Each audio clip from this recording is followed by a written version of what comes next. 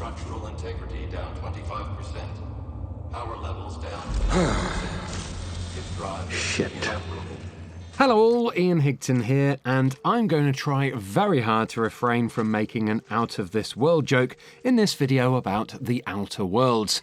But after spending a good 12 plus hours with the game, I do have to say, I reckon that it's out of this world. Oh, damn it! Of course, like every game, aside from maybe Fantasy World Dizzy on the Spectrum, the Outer Worlds isn't 100% perfect. So, in order to give you a good read on how the game plays, and hopefully inform you as to whether or not it's worth your hard-earned cash, here are 5 things I liked about the Outer Worlds, and 3 things I didn't. Considering the Outer Worlds is made by Obsidian Entertainment, the same development studio behind Fallout New Vegas, it really is no surprise that it feels like a Fallout game. Every little thing you do in this game will seem as familiar and comfortable to any fan of the recent first-person Fallout games as a nice warm pair of slippers on a winter's day. But there's one big difference here, because unlike Fallout games, the Outer Worlds looks beautiful.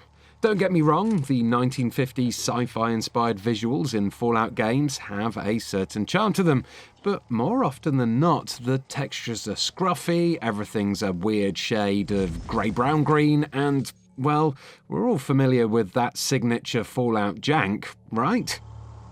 Not so with the Outer Worlds though. From the off, everything is visually striking. From the look of your ship, the Unreliable, through to the designs of the armour and weapons. The art direction has obviously been inspired by the covers of 1940s pulp sci-fi books, and it's all wonderfully colourful and vibrant. The first moment that I took control of my character really sticks in my mind here.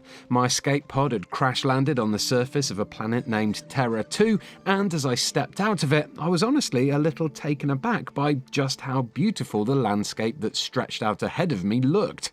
There's just so much colour here and so many strange and wonderful sights to be seen in the flora, the fauna, and even the rocks themselves. I mean, even out of the sunshine, inside the Outer World's dark caverns that are lit with neon plants and glittering dusts, there are sights that will take your breath away. I'd gotten used to the dull, corroded metals, burnt wooden frames, and muted tones of Fallout's post-apocalyptic landscapes, and so to see such vibrancy and life in a game that reminded me so much of Fallout was really an incredibly welcome surprise. It's quite simply a feast for the eyes. Is this your ship? Oh my stars, she is just so handsome. Does she have a name yet? What's her drive model? Fallout games are a solitary experience, unless you count Fallout 76, but who counts that, right? Still, even though Fallout games are single-player, in them you can recruit companions to accompany you on your adventures, and if you can do something in Fallout, you better believe you can do it in the Outer Worlds. Now, you don't have to take companions with you when you play this game, if you don't want to, but I'd strongly recommend that you do, because to be honest with you, they're all great, and having them by your side not only helps in combat, but they massively expand your story and flesh out the world building. Each companion I've run into has been so well written, with personality that just seeps out of every one of their pores. Interacting with them can often create some laugh-out-loud moments, but even better is when they interact with each other and you can overhear them having little squabbles or sharing memories. You don't think that's a problem? Whole ship's running on a computer's fancy. That'll make you nervous, creature? No, Felix. The concept of a ship computer does not make me nervous. Are you scared of Ada? I ain't scared of Ada. Now, you may know this already, but there are no romance options in the Outer Worlds, which means all you thirsty space mercenaries out there are going to need to go elsewhere if you want to bang a virtual avatar. But there are times when you can help your crew out with their love lives. I don't want to go into spoiler territory here, but there's a romance quest featuring Parvati that's genuinely sweet and funny, and it's so well handled that it's become my mission in life to make sure that she gets a happy ending. I need another drink. Right now. Before I lose my nerve. With 6 companions in total and a range of companion-specific quests to take part in, Choosing your favourites to take with you on each mission is going to be pretty tricky, and I'm speaking from experience. I got a captain.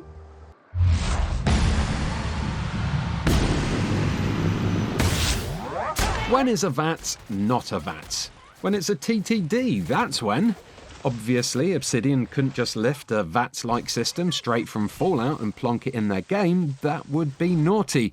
But what they've done with the TTD system, or tactical time dilation here, is a pretty good compromise that not only keeps combat really fun and pacey, but also gives you a bit of that old-fashioned VATS-style targeting. So first up, tactical time dilation is a skill that's unique to your character. It's an unexpected side effect from your prolonged time in stasis, and it'll allow you to slow down time at the touch of a button. This obviously allows for some cool slow motion moments as you snipe people in the face, but as you get to grips with the combat, you'll notice that when aiming at a target in TTD, you'll be able to see what your shot will do when it hits the target. Now the text here is pretty tiny, so I actually didn't notice it straight away, but after a while I was able to quickly tell if my shots were going to stagger, maim, blind, or execute enemies, which is really helpful if you're planning on targeting weak points. And on the topic of weak points, I find fighting robots and mechs in this game so satisfying.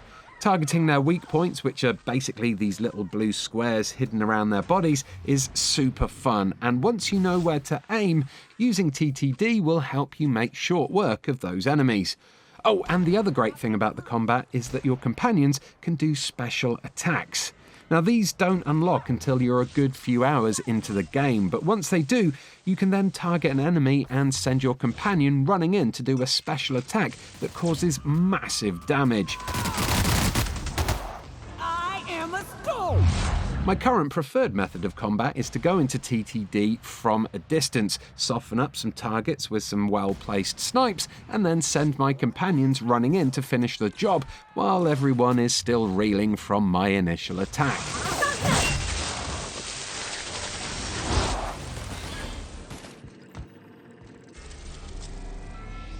The next thing I liked about the Outer Worlds was the planet hopping. Just like the Fallout games, the Outer Worlds is an open-world RPG, but there are some significant differences. Yes, the Outer Worlds is open-world, but instead of having one huge map to explore, here there are loads of smaller open-world maps that you hop between on your spaceship. With no shortage of quests to undertake, you can spend quite a long time in each location, but there'll often be times when you'll need to hop back and forth between locations in order to complete or hand in quests. Thankfully, the loading times aren't too punishing here, and you don't have to do it super frequently, otherwise it could get tedious. But as it is, I rather enjoy being able to head to a different planet or base to change up the scenery, or to try out a different mission, or to just have a few drinks at a space bar when I want to chill out. And the little bastard's slippery, right? On account of its blood, so it's... The best thing is, each location has its own unique look to it, so it feels like you're going on more of an adventure than maybe it would if you were just stuck on the same planet all game. Don't interrupt, it's rude. Do you like choice? Because if you like choice, my word is there a lot of choice in the Outer Worlds. Be it armors, weapons, or even down to how you approach objectives, there's so much going on here that, to be honest with you, at the start of the game it can be rather overwhelming. For a start, there's a huge amount of things to loot in here, from health and stat boosting consumables through to mods for melee or ranged weapons or armor. Basically, you'll be yoinking so much stuff at the start that you won't know what 95% of it does. But once you do get to grips with it all, you'll find you'll be able to customize your character and companions in so many different ways. From dressing you and your mates up in the bestest of armors, to fiddling with your companions' behaviors in order to get them to complement your fighting style, you'll be able to spend ages in the menus tinkering with things if you really want.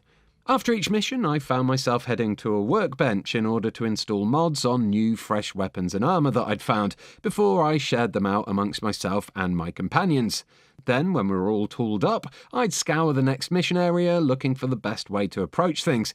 And there are many ways to approach things. You don't even need to fight a lot of the time. If you have good speechcraft skills, you can often talk aggressors down, and with good stealth skills, you can sneak through hidden routes to outflank enemies or bypass them entirely. Again, this is all pretty much Fallout in nature, but if you've played a Fallout game before, you'll have a pretty great idea about just how individual each playthrough of this game will be. Here I go! Yeah, okay. You look like you know your way around a gun. Got some spare ammo, not counting the bullet in my side. Here, you can have my saber too, for patching me up and all. Okay, so I've gushed enough about the things that I loved about the Outer Worlds, but what didn't sit so well with me? Well, the big thing here is that, in my opinion, the game takes way too long to get going. The balancing felt really off for me for the first 6 or so hours of the game, and by that I mean the balance between combat, exploration, and talking. There's so much talking in the first few locations on the Outer Worlds that any kind of exploration or combat kind of takes a back seat, and any instances of those things were over so quickly that I started to think that the game was more of a talking simulator than an actual action RPG. The good news is that the action really does start to pick up once you're able to reach a moon named Monarch, but you do still need to raise your character to quite a high level before you can start ordering your companions to perform special attacks, which then in turn opens up the full extent of the combat. Basically, while I loved the writing and the world building in those first few hours, I often found myself suffering from an itchy trigger finger as every interaction just seemed to lead to yet more reams of dialogue. If you have the patience to push past the first few story-heavy locations, though, you will be rewarded with worlds that feature loads more combat. Oh, shit. That's a big one. So, I've gone on a lot about how similar the Outer Worlds is to the Fallout series, and I've pretty much framed that as a positive for most of this video. But I can also see how this over-familiarity could be a sore point for people who were hoping for something a little bit different. Now, there are a lot of differences here, don't get me wrong, but there are even more similarities, and that might be a cause for tedium in some players. I mean, if you've played the Fallout games to death and love the series, do you really need to play this kind of game again? Really? It's personal opinion here, I think. If you're happy with the idea of a clone of a Fallout game, then you'll be happy here. But if you're bored of the formula, there's really nothing here aside from the pretty visuals that'll give you any standout wow moments. And that could be a sticking point for some people.